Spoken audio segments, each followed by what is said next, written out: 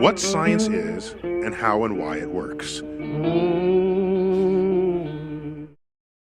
When you say that there is no free will, what exactly do you mean by free will? Because it seems to confuse lots of people. Sure. And, I've been forced to read all sorts of philosophers who write about free will, and it's agony because I don't understand what they're saying. And they're terrible writers, and I'm a terrible reader, and it's very hard. And they have endless definitions of free will.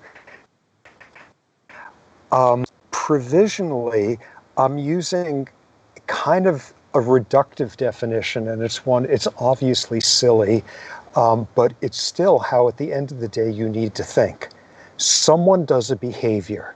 They take their finger and it does that. Their brain tells them to do that to their finger. That's like as simple fundamental of a behavior as you can imagine. And it's totally inconsequential action that happens to be very consequential because you're pulling a trigger.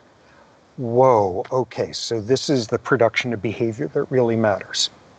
And neurobiologists can go and find the neuron in your motor cortex, which sent the signal to those muscles to flex. And you could find the neurons in what are called the premotor cortex, which sent signals which triggered that motor cortex to send that signal. And you could then find neurons in the frontal cortex that triggered that, and find neurons in the prefrontal cortex that triggered that, and neurons in emotional parts of the brain that triggered those neurons. And basically show me the neuron that started that cascade, a neuron that fired, that had an action potential for no reason whatsoever. A neuron whose firing was not regulated by the physical laws of the universe, that happened for no prior causal antecedent reason. Show me a neuron that started that and that works that way, and then we could talk about free will. You've just shown me some sort of neurobiological building block for free will, and it's just not there. There's no causeless cause. There's nothing in the biology of our behavior that just happens from out of nowhere.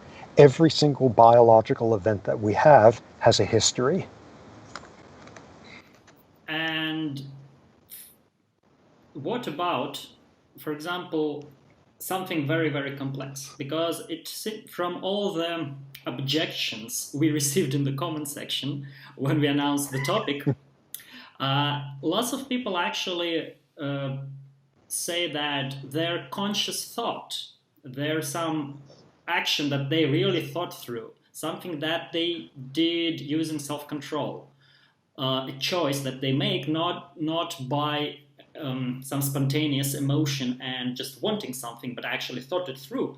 That is example of free will. And unfortunately, I think that's nonsense. And the best way to show that is the endless ways in which we behave for reasons that we're not even conscious of. Here's one study. You take Christian people, and in this study, you look at attitudes towards Muslims, how much hostility there is or isn't, and there's music playing in the background. And if you happen to be playing church music at a very low volume versus classical music, if you're playing church music, people express more hostility to members of other religions. If you've just walked down a street and either you walk down this way or this way, and this way has a church in it, and you've just walked past a church, in a questionnaire afterward, you are likely to be more hostile to members of other religions. If you put somebody in a room and you have them fill out a questionnaire about their political attitudes, should abortion be legal? Should gay marriage be legal? Things of that sort. If you have a horrible, rotten smell in that room, if it smells like rotting garbage in there, people become more socially conservative. They become more socially intolerant. On the other hand, if you have somebody playing an economic game where they have to make decisions about generosity, if they're sitting in a room and it smells like chocolate chip cookies that have just come out of the oven, and this is actual scientific studies, you could buy a little vial of chocolate chip smell or a little vial of like rotting carcass smell or whatever, and people would like do that in the studies. If you're smelling freshly baked bread or cookies, people become more generous. And nobody is going to sit there and attribute their behavior to those factors. One incredibly important study looking at more than 5,000 decisions that judges made in courtrooms, and the single best predictor of whether they were going to parole someone, allow them to go free, or send them back to jail for another whatever number of years, the single best predictor was how many hours it had been since the judge had eaten a meal. If you appeared before the judge right after you had lunch, 60% chance of being freed. By 2 hours later, 0% chance. And that study has stood up to all sorts of like challenges and such.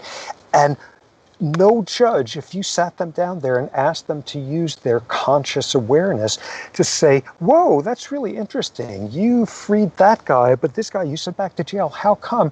They're going to cite some philosopher that they learned about their first year in college. They're not going to say, because of my blood glucose levels, an enormous percentage of our behavior is occurring without our awareness.